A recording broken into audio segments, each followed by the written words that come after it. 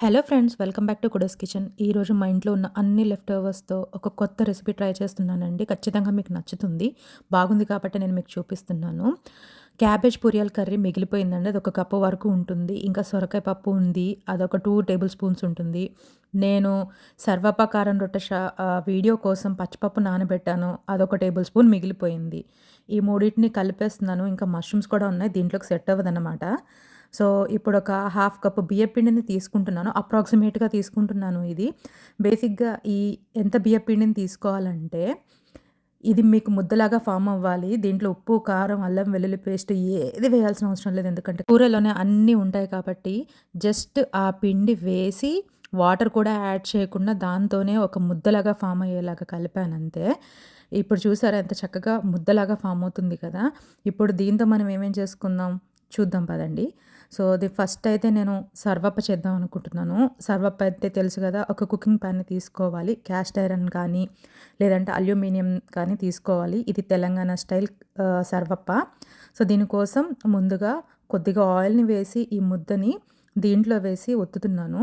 So, మీకు మామూలు బియ్య పిండితో చేసేదానికి దీనికి తేడా అయితే ఉందండి. ఎందుకంటే ఇందులో మెయిన్‌గా పచ్చి కొబ్బరుంది, అలాగే క్యాబేజ్ ఉంది. ఇంకా పప్పుంది.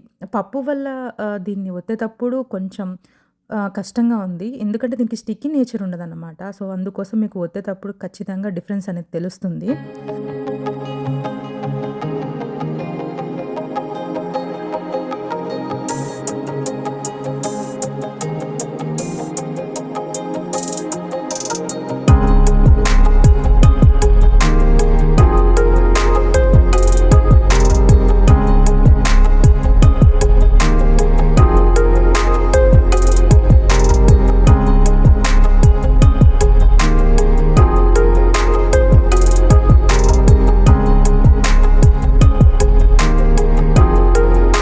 అయితే ఈ విధంగా ఈ హోల్స్‌లో ఆయిల్ పోయడం వల్ల సర్వప్ అనేది ఫాస్ట్‌గా కుక్ అవుతుంది.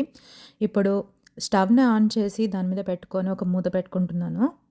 అయితే ఇప్పుడు ఇదే పిండితో కారం రొట్టె స్టైల్‌లో చేద్దామని అనుకుంటున్నాను. దానికోసం ఒక వెట్ క్లాత్‌ని తీసుకొని దాని మీద ఈ పిండిని అదుముతూ అప్పలాగా స్ప్రెడ్ చేస్తున్నాను.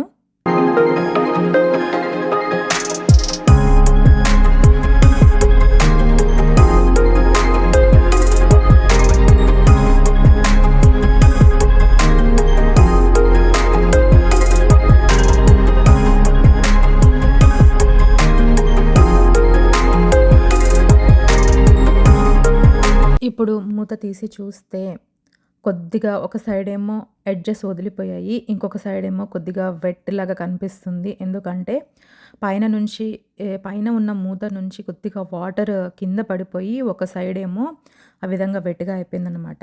సో, బట్ స్టిల్ నేనైతే తిప్పగలిగాను. తిప్పేసి దీని మీద కొద్దిగా ఆయిల్ అనమాట. ఎక్కువ ఇందాకైతే వేయలేదు. సర్వపకైతే కొద్దిగా ఆయిల్ ఎక్కువే పడుతుంది కాబట్టి ఇంకొద్దిగా ఆయిల్ వేసి మళ్ళీ ఇంకా కొంచెం సేపు వదిలేద్దాం అనుకుంటున్నాను. ఇప్పుడు 2 వైపులా కాలింది చక్కగా. ఇప్పుడు దీన్ని సర్వింగ్ ప్లేట్‌లోకి తీసేసి సర్వ్ చేసేయడమే. భలేగా ఉంది. టేస్ట్ అయితే చాలా బావుంది. నేను ఈ కారం రొట్టె చేసే లోపల ఆ సర్వప్ అయిపోయిందండి. సో, నాకసలు ఫోటో తీసుకునే టైం కూడా దొరకలేదు. ఫైన్, ఇప్పుడైతే కారం రొట్టె చేస్తున్నాను. కారం రొట్టెకైతే ఒక ఫ్లాట్ ప్యాన్‌ని తీసుకోవాలి. దీన్ని కూడా క్యాస్ట్ ఐరనే వాడాలండి. రొట్టె ఒక్కసారి చేసిన తర్వాత దాని మీద చపాతీలు చేయడానికి, దోసలు చేయడానికి రాదు. సో, ఇది కేవలం ప్లెయిన్ రొట్టెలు, ఇలాంటి కారం రొట్టెలకు మాత్రమే దీన్ని వాడతాను. ఇంక నేను దీనికి వాడను. So, fine. ఇప్పుడు దీని మీద కారం రొట్టె అంటే ఖచ్చితంగా దాని మీద ఆయిల్‌ని కొద్దిగా అప్లై చేయాలి. అలాగే దీన్ని ఫ్లిప్ చేయడానికి ట్రై చేస్తున్నాను కానీ ఇది చాలా కష్టంగా ఉంది తీయడానికి. నాకు తెలిసి ఇలానే వదిలేస్తే అయితే ఖచ్చితంగా రాదు. అందుకే దీన్ని మూత పెట్టి కుక్ చేస్తున్నాను. మూత పెట్టి కూడా ఎక్కువసేపు కాదు. కొద్దిగా ఒక 2, 3 మినిట్స్. దీనిలో వేసిన పప్పు వల్ల దీనికి పెలుసుతనం వచ్చిందనమాట. మూత పెట్టిన తర్వాత చాలా ఈజీగా అయితే వచ్చేసింది. సో, మీరు కూడా ఒకవేళ ఇలానే చేయాలనుకుంటే ఒక్కసారి మూత పెట్టండి.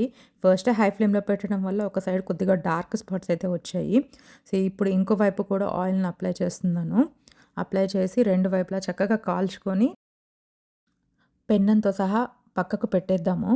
సో దట్ ఇంకా కొద్దిగా పిండుంది కదా! ఎలాగో 2 రకాల ఎక్స్‌పెరిమెంట్‌లు చేశాం గదా! ఇంకొక రకం ఎక్స్‌పెరిమెంట్ చేద్దామని అనుకుంటున్నాను. అదేంటో తెలుసా? చిన్న వడలాగా వేద్దాం అనుకుంటున్నాను. పిండి ముద్దయితే ఎక్కువగా లేదు. అందుకే చిన్న ప్యాన్‌ని పెట్టుకున్నాను. దీంట్లో కొద్దిగా ఆయిల్‌ని వేస్తున్నాను డీప్ ఫ్రై కోసము.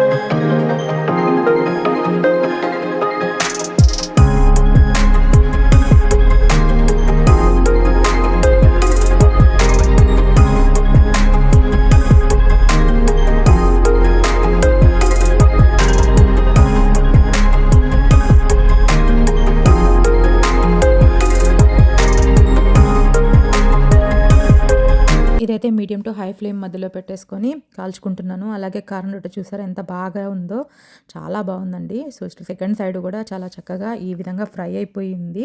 దీన్ని టేస్ట్ చేద్దాము. ఎంత బాగుందో తెలుసా అండి. యాక్చువల్‌గా లెఫ్ట్ ఓవర్‌తో చేశాం కాబట్టి లిమిటెడ్‌గా వచ్చాయి, కానీ ఇది చాలా బాగుంది టేస్ట్. అయితే ఇప్పుడు వడను కూడా తీసి చూద్దాము. వడ అయితే చూడడానికి యమ్మీ యమ్మీగా ఉంది. చాలా బాగా అయితే ఫ్రై అయింది. కట్ చేస్తే చూసారా ఎంత ఫ్లేకీగా ఉందో, చాలా బాగుంది. అన్నిటికంటే ఈ వడైతే అద్దిరిపోయింది. 3 వెరైటీస్ దేనికదే అద్దిరిపోయాయి టేస్ట్. వచ్చేసి లోపల టెక్స్చర్ చాలా సాఫ్ట్‌గా ఉంది. అసలు మనం ఏమేమి వాడాం గుర్తేసుకుందామా ఒకసారి. క్యాబేజీ పొరియల కూర, పప్పు, అలాగే పచ్చిపప్పు, కొద్దిగా నానబెట్టిన పచ్చిపప్పు, ఇవన్నిటిని కలిపి చేసాం. సో ఇది మిగిలిపోయిన వాటితో కాకుండా కొత్తగా ఒక రీక్రియేషన్ లాగా కూడా ట్రై చేయొచ్చు. మీకోసం, మన కుడోస్ కిచెన్ ఆడియన్స్ అందరి కోసం ఇదే రెసిపీని కొత్తగా ఫ్రెష్ ఇంగ్రీడియంట్స్‌తో రీక్రియేట్ చేసి మీకు ఖచ్చితంగా చూపిస్తాను. సో ఆ ఎక్స్‌పీరియన్స్ కూడా మీతో షేర్ చేసుకుంటాను. అంటిల్ దట్, ఒకవేళ ఈ ఎక్స్‌పెరిమెంట్స్ కనుక మీకు నచ్చినట్లయితే, యూజ్‌ఫుల్ అవుతుందనుకుంటే ప్లీజ్ లైక్ చేయండి, మీ ఫ్రెండ్స్‌తో షేర్ చేయండి, నా ఛానల్‌కి సబ్స్క్రైబ్ చేసుకోండి.